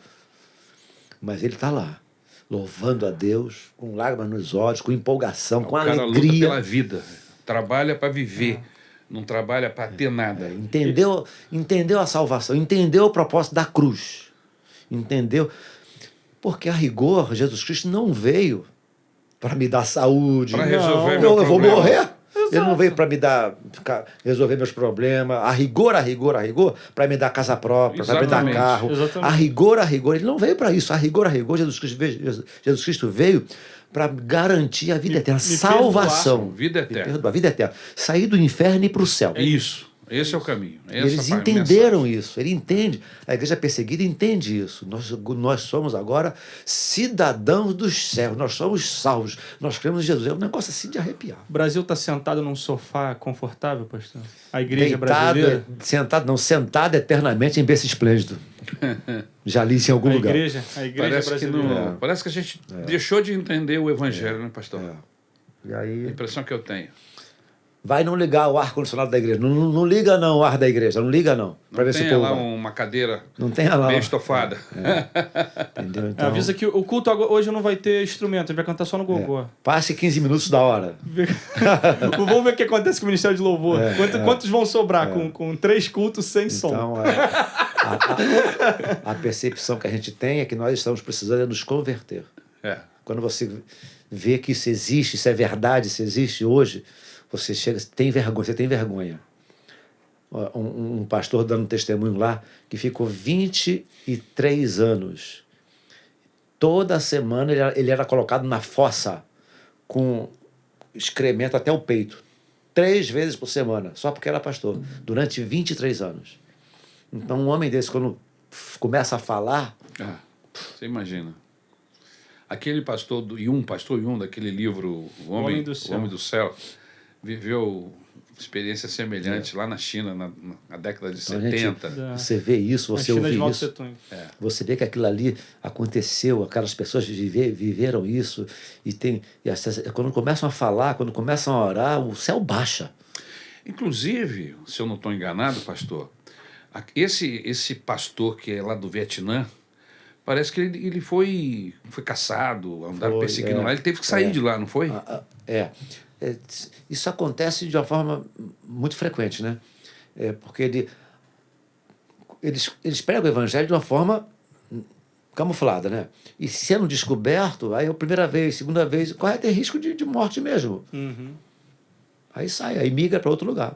Eles vieram para o Brasil, chegaram a vir para o Brasil? Parece que a missão, teve uma missão aqui que ia abrir as portas para eles? Não soube. Eu sei que tem uma outra família que foi presa, em que a NEM, mais uma vez... Isso, de repente estou confundindo as histórias, estou trocando as histórias. Teve uma família... Porque eles trabalham... Um exemplo. Aqui é uma biblioteca. É uma biblioteca de fachada. E ele recebe famílias que estão sendo perseguidas. Sim. De vez em quando, uma dessas famílias são plotadas, são pegas novamente. E quando nós estávamos lá, uma dessas famílias, com um casal e 3 crianças. Crianças de 9, 11, 12 anos. Pessoas convertidas, evangélicas. Foram presas, trancafiadas, porque foram pegas lá. Com Bíblia. Exatamente. Aí a NEM entrou com fiança. Ficamos uma noite em claro lá, em lágrimas, lá em oração, para que essa família saísse de lá. Essa família saiu. Saiu de lá. Mas, mais uma vez, entrou a NEM ajudando, porque, financeiramente falando, os recursos tem um custo. Tem um custo, e os recursos não têm. Aí a NEM mandou daqui para lá, essa família saiu, e depois eles foram para outro lugar. Pastor Davi, Poxa, o ícone. A lenda. Olha, a gente podia ficar aqui conversando a noite toda. Mais 2 horas, tranquilo. O pastor Davi tem umas histórias, isso aí que ele anda, ele faz umas viagens curtas, às vezes vai mergulhar. Caraca, ainda tinha isso. O cara é mergulhador. Mergulha há 23 anos. Vamos lá? A gente já mergulhou com ele. Uma vez. Não gostaram, não, né? Foi muito legal. Gostamos, a água tava fria. Foi muito legal. A água tava fria. Arraial, água é fria, arraial. Arraial é muito legal, né, pastor? Minha paixão. Eu mergulhei. Sensação de ver o mar por baixo. E vocês mergulharam em Arraial, né? Foi. Ali eu tive uma oportunidade muito boa. A nossa Cancún, né, cara? É a nossa Cancún. Arraial é a nossa Cancún, cara. Pra quem não sabe, eu sou nascido e criado em Duque de Caxias, tá bom? Ok. Baixada Fluminense, com muita honra. Mergulhei em Cancún. Olha aí. Cancún mesmo. Visibilidade de 40 metros. É incrível, né? É incrível. É surreal mesmo. E aí, você teve em Israel, você andou por aquelas áreas, tu não deu vontade de levar o equipamento para mergulhar no Mar Vermelho, não? Não, tive vontade. Não, diz que o Mar Vermelho tem um... Não, mergulho lá diz que é vontade, 40, 60 metros, é um dos lugares mais... Parece que tem Haifa, um lugar que de mergulho lá também. Mais maravilhosos no mundo. Não tive oportunidade, não. Mergulhei no Mar Morto. No afunda. No Mar Morto não afunda. Só que você não consegue mergulhar por muito tempo, né? Ele te joga também não tem vida marinha, né? Não tem nada. Não tem nada. E a água também é mais escura, né? É turva. Você não pode colocar o rosto na água, é muito salmoura, né? Então, amo mergulhar. Olha, a gente vai ter que convidar o Davi aqui só para contar essas histórias mas antes de terminar, eu tenho perguntas que acho que são de curiosidade de todos. De todos. De todos. Todos querem saber, pastor. Por que o senhor usa 2 relógios? Acho que todo mundo já pensou. Olha, uma vez, uma jovem senhora... Você é medo de não perder Uma vez, uma jovem senhora perguntou assim para mim, pastor, por que o irmão usa 2 relógios? Aí eu olhei para ela e falei assim, se você me responder por que você usa 2 brincos... tem aí ela falou assim, mas eu tenho 2 orelhas. Eu falei assim, é porque eu tenho paixão por relógio, eu tenho uma paixão... Tem mesmo. Você tem que ir na casa desse homem. Eu tenho uma paixão. Tem relógio pendurado em tudo quanto é a parede. Eu não sei como é que a Regina lida com isso. Na minha sala eu tenho 35 relógios na parede, só na sala. Aqueles cucos, aqueles relógio de carrilhão. Relógios de carrilhão. E caros. Relógios caros, É uma coleção. É uma coleção. Né? Tem 35 só na sala, em cada cômodo tem, e até no teto do banheiro tem. Mas você ajeita ele com horas de outros lugares do mundo ou é só horário de Brasil? Só horário do Brasil. Todos eles funcionando, né, pastor? Tudo funcionando. Agora, quer ter a hora certinha, tem só um relógio, que é impossível colocar a mesma hora, né? Então é paixão. Mulher não gosta de bolsa, eu gosto de relógio. Então eu amo relógio, aí eu uso 2 porque eu acho bacana, você não acha, não? Mas a paixão que o senhor tem por relógio, você não tem muito por sapatos. Não, sapato não. Sapato não é legal. Não tem. Sapato... Não tem. Sapato não é com ele, né? Você é o apóstolo dos pés descalços. Sandália. É isso. Eu não gosto de sapato. Eu tô só matando a curiosidade. Tem gente que não gosta de giló. Tem gente que não gosta de sapato. Tá certo.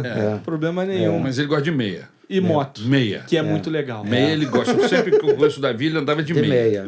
De meia. E agora, para guiar essa motocicleta, tem que usar, né? Porque uma sapatilha, pelo menos. Não, sapato mesmo, porque ela pesa 400 quilos. Ai! E aí... 400? Tu tem que usar um sapato antiderrapante. Mas você tá na academia para poder segurar esse peso? Mas...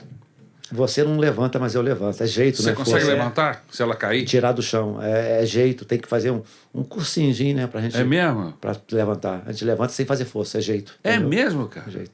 Se ensinar uma mulher, uma menina de 17 anos, se ensinar, ela levanta. É só ensinar, entendeu? Então tem um macete. Tem um macete. Caso ela tombe, né? Caso eu tombe. Tem uma técnica para levantar. Sem ligar motor, sem nada. Sem ligar motor, de preferência desligado. Se cair, se tiver com o motor ligado, desliga e vai pro jeitinho que levanta. Entendeu? É só usar o jeito, não usar a força. 400 quilos, não tem como. Não pega no braço. É jeito, levanta. Caramba! Aí, não sabia disso. Olha que legal. A galera vai ficar curiosa de ver fotos de você. Medo de pegar uma moto pesada. Eu vou ter um Instagram ainda. Vou ter um Instagram. Dia você vai ter um Instagram. Eu vou fazer as fotos. Opa, legal. Beleza? Legal. Fazer uns vídeos combinado, fotos de você na moto. Combinado. Fechadão. Pra mim esse episódio tá show. Tem mais alguma pergunta, alguma curiosidade? Pra mim, acho que não. Da produção alguma? tá de boa. Então... Gente, que alegria ter vivido esse momento especial com o pastor Davi, um pastor querido, amado por todos nós na Maranata, respeitado pela sua história de vida, enfim, porque ele contou parte dela aqui, tem muita coisa, tem uns testemunhos que ele conta pra gente, às vezes, de coisas que aconteceram. Meio da mensagem, ele foi na padaria, um cara que se acidentou, uma família que não se... Então, olha, tem muita conversa, mas infelizmente a gente não pode gastar tudo hoje. Vamos convidá-lo num outro momento. Isso. Vai ser bênção. Pastor, muito obrigado. Valeu, pastor. Valeu. Tem um recado especial para alguém que você gostaria? Para alguém? Para todo mundo. Para todo mundo. Construa a sua vida sobre a rocha. Amém. Mateus capítulo 7, versos 24, 25, 26 e 27. Todo aquele, pois, que ouve essas minhas palavras, passa para cá, a Bíblia. Todo aquele, pois, que ouve essas minhas palavras e as pratica, será comparado ao homem prudente que edificou a sua casa sobre a rocha. Caiu a chuva, transbordaram os rios, sopraram os ventos, deram com ímpeto contra aquela casa que não desabou, pois fora construída sobre a rocha. Todo aquele, pois, que ouve essas minhas palavras e não as pratica, será comparado a uma pessoa insensata que edificou a casa sobre a areia. Caiu a chuva, transbordaram os rios, sopraram os ventos, deram com ímpeto contra aquela casa, sendo grande a sua ruína. Portanto, para que não haja ruína na sua vida, no seu lar, na sua casa, construa seus planos, seus sonhos, seus projetos sobre a rocha que se chama Jesus Cristo. Que Deus te abençoe. Em nome de Jesus. Amém, amém. Bênção pura. Deus abençoe você. A gente espera você no próximo podcast Na Real. É isso, Lucas. é isso. Pô, é isso. Tá, pra mim tá show de bola. Foi maravilhoso. Até a próxima. Tamo junto. Beijo grande, meus queridos. Valeu, Deus pastor. abençoe. Show.